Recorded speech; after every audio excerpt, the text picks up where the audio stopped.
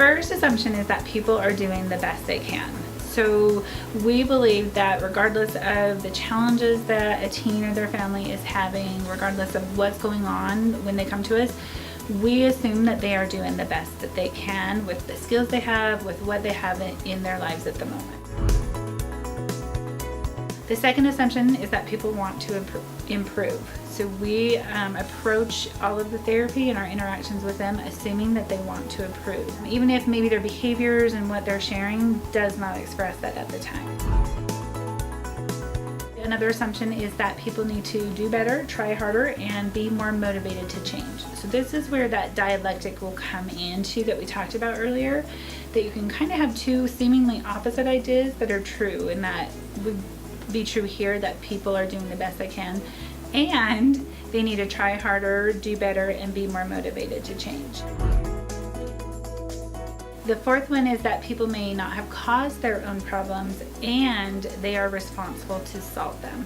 And if you notice, I'm using the word and rather than but. So that again, we're holding two truths. Maybe they didn't cause the problem and they've still got to figure out how to manage and how to solve those problems.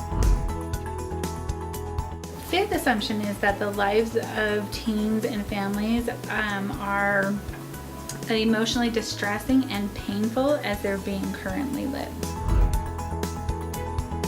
The sixth assumption is teens and families must learn and practice new behaviors in all of the different situations. So at home, at school, at church, in all of their environments, they need to practice these skills and implement them across the board. The seventh assumption is there are no absolute truths. Again, this goes to the idea of that dialectical idea that there are many different ways to look at the situation. The eighth assumption is that teens and their families cannot fail at DBT.